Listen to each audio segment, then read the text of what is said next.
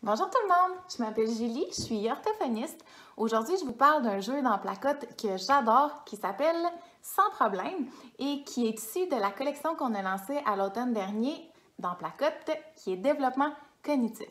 Donc ce jeu-là, c'est un jeu qui s'adresse aux enfants âgés entre 4 ans et 9 ans, mais de façon plus optimale, donc de façon plus précise pour les 4 ans et demi à 7 ans et demi et qui vise le développement de la résolution de problèmes.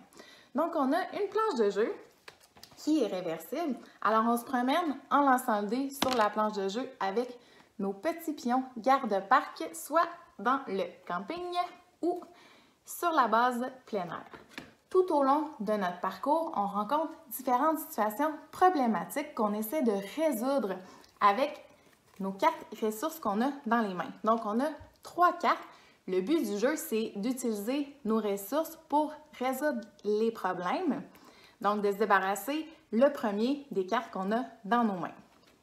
Alors, supposons que je lance le dé, j'avance mon pion 1, 2, 3 ici, puis j'arrive sur le problème du garçon qui a perdu son maillot de bain parce qu'il s'est brisé.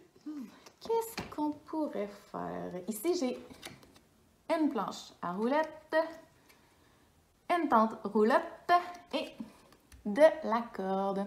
Ah ben je pense qu'il pourrait prendre la corde, réparer son maillot de bain, puis retourner s'en chercher un autre à la maison.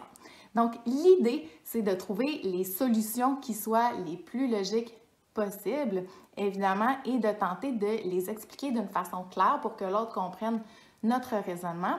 C'est possible d'avoir des solutions des fois qui sont un peu farfelues, parce que le but de ce jeu-là, c'est aussi de montrer aux enfants à développer la créativité. Donc, à développer, à réfléchir à des solutions qui soient créatives, à sortir de la boîte pour résoudre les problèmes qu'on peut rencontrer dans la vie de tous les jours.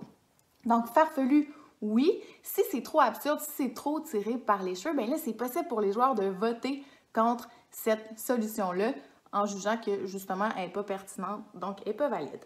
Sur la planche de jeu, ce qui est cool, c'est qu'on va rencontrer des petites cases spéciales qui vont nous permettre soit de faire piger une carte supplémentaire aux joueurs de notre choix, par exemple, ou d'échanger de cartes avec quelqu'un d'autre, donc qui vont amener une notion d'imprévu dans le jeu. Alors, n'hésitez pas à nous écrire si vous avez des questions. Puis, prochain jeu qu'on vous présente, c'est le jeu Singe en fuite. Bonne journée!